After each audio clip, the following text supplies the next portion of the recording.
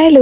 അപ്പോൾ ഇത് രേഖ അവിടെ തൃശ്ശൂർ നിൽക്കാൻ വന്ന സമയത്ത് നമ്മൾ പുള്ളിയിൽ പോയിട്ടുണ്ടായിരുന്നു കേട്ടോ. അപ്പോൾ ആ വീഡിയോ ആണ്. ഇപ്പോൾ വീഡിയോസൊന്നും എനിക്ക് കറക്റ്റായിട്ട് പോസ്റ്റ് ചെയ്യാൻ പറ്റുന്നില്ല, നല്ല ലാഗ് ആവുന്നുണ്ട് വീഡിയോസൊക്കെ പോസ്റ്റ് ചെയ്യാൻ വേണ്ടിയിട്ട്.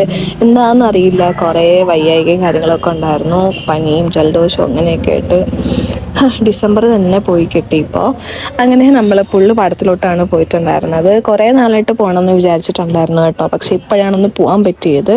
അങ്ങനെ നമ്മൾ വൈകുന്നേരം കോളേജിൽ നിന്ന് വന്ന് നേരെ അങ്ങോട്ടാണ് കേട്ടോ പോയിട്ടുണ്ടായിരുന്നത്. ആൻഡ് അങ്ങനെ നമ്മളവിടെ എത്തി. പിന്നെ ബോട്ടിംഗ് ഒക്കെ പോയി, താമരയൊക്കെ എടുത്ത് കുറേ ഫോട്ടോസും ഒക്കെ എടുത്ത്. തൃശ്ശൂർ ജില്ലയിൽ താമരക്കൊള്ളായിട്ട് ഇത് മാത്രമേ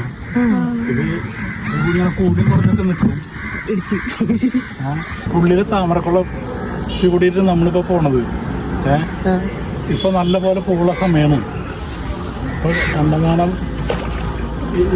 യാത്രക്കാർ വന്ന് ഇത് ആസ്വദിച്ച് പോണു. എല്ലാവർക്കും ഇഷ്ടമായിട്ടാ പോണ്. നല്ല രസമായിരുന്നു ഇങ്ങനെ വള്ളത്തിൽ കൂടെ പോകാൻ വേണ്ടിയിട്ട്. നല്ലൊരു എക്സ്പീരിയൻസ് തന്നെയായിരുന്നു കേട്ടോ. ഞാനിങ്ങനെ വള്ളത്തിലൊന്നും അങ്ങനെ പോയിട്ടില്ല.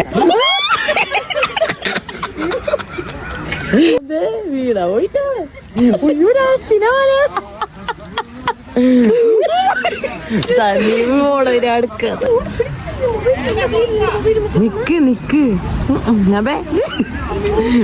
കൂരിട്ടുട്ടാ.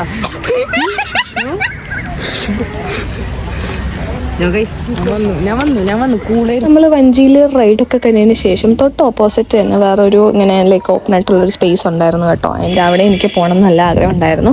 നമ്മൾ ഈ താമരയൊക്കെ വെച്ച് കുറേ ഫോട്ടോസും കാര്യങ്ങളൊക്കെ എടുത്തിട്ടുണ്ടായിരുന്നു.